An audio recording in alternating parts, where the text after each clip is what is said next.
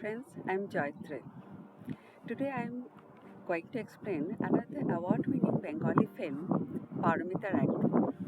Let's start with this movie. Paromitar Ek Din, literally meaning one day of Paromita. English title House of Memories. It is an Indian Bengali drama film directed by renowned actress, director and screenwriter Aparna Sen. Undoubtedly, this film is one of her best films. The film had won many national and international awards. This film explores the dual themes of friendship and loneliness. This film sensitively attempts to unpack a unique bond of friendship that develops between mother-in-law Sanaka and her modern daughter-in-law Paromita in a middle-class family in Kolkata, despite differences in age, backgrounds, and temperaments.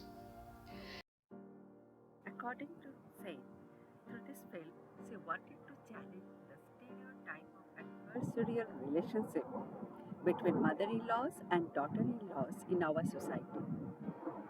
Secondly, the film also speaks about various elements of marriage and divorce. In India, a woman not only marries her husband but also marries his whole family. Therefore, with this film, Aparna Sen shows us the post-divorce relationship among the women within a family. The film is a hopeful story of female solidarity emerging from the trauma of unhappy arranged marriages and suppressed dreams. In the very first scene, we see Paromita was attending Shraddha, the ritual performed for the peace of departed soul of Sanaka.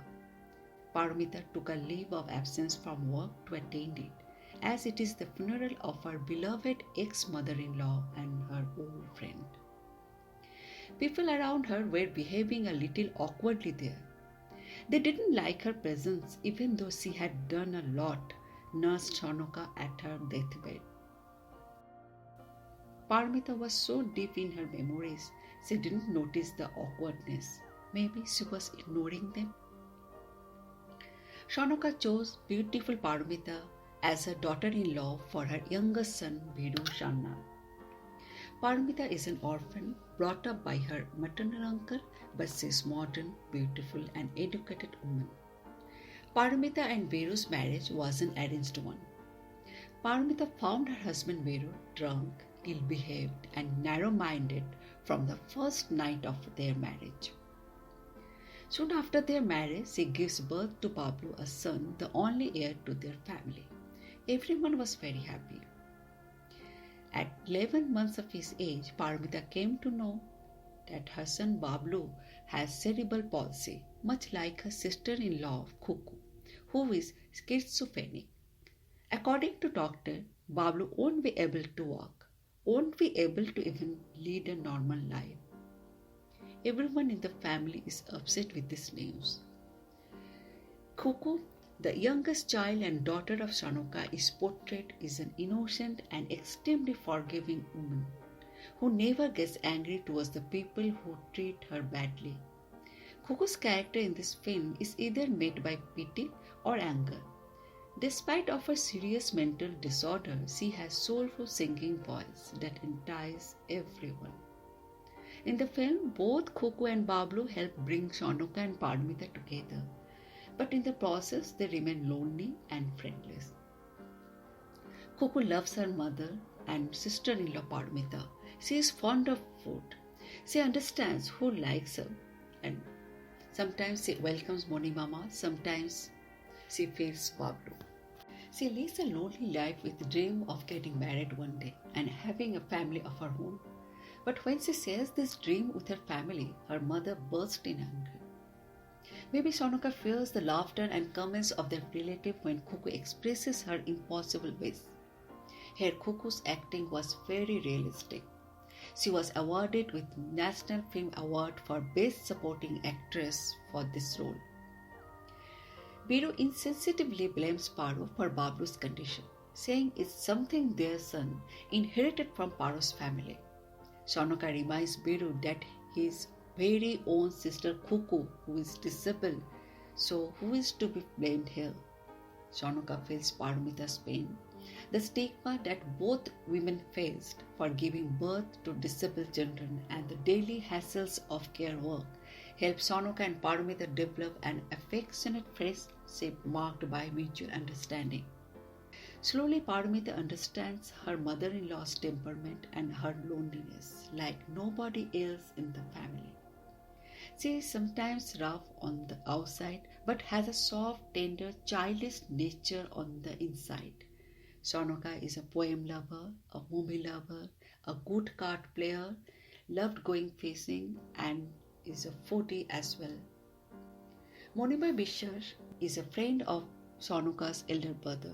Both Sanaka and Monida are fond of poems. Monida is an ideologist, attempts to change the society through his revolutionary poems. Monida comes to their house to visit Sanaka very often. She sometimes helps him by giving money for his medicines. Once Sanaka confesses in front of Paromita that her marriage too was not a happy marriage. If Monida had the guts to express his feelings towards Sanaka, she would leave this family instantly. But that has not happened. Biru is not compassionate about his mother and makes lewd comments about her innocent friendship. Sanaka and Paro go together to a plastic society for Bablu very often.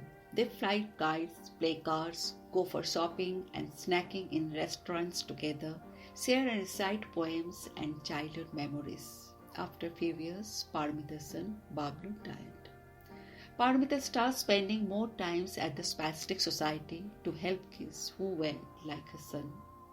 Here she meets Rajiv Srivastava, a filmmaker who made a film on disabled children. Her son Bablu too was in the film. Paromita gets close with Rajiv Srivastava. She also finds out that her husband, who never tries to understand her, is cheating on her, and thus she eventually falls in love with Rajiv, takes up a job and decides to get a divorce from Biru, her first husband. When Paromita and Rajiv decide to marry, Sanaka at first asserts her authority as her mother-in-law in stopping her from leaving. She wanted Paro to stay not because she worried about the society or the effect of divorce to their family name, but because she was afraid of losing a friend. She poignantly pleads with Paromita, says, Paro, please wait. You can do whatever you want, but please don't leave this house. You have your work and friends, but what do I have beside my crazy daughter? Despite Sanaka's pleading, Paromita, with a visibly heavy heart, chooses to leave. Paromita remarries and begins a new life. Her mother-in-law, Sanaka, is left heartbroken and alone in her big ancestral house and eventually falls seriously ill. No number of medicines and care was helping. When Paromita learns of her friend's ill health, she comes by to nurse Sanaka on her deathbed. Sanaka immediately starts feeling better after having her old friend by her side. Sanaka eventually dies in peace with Paromita nearby. Paromita moves on with her life. Please leave a comment on my explanation and like, share this video with your friends and relatives, and don't forget to subscribe my channel. And thanks for watching.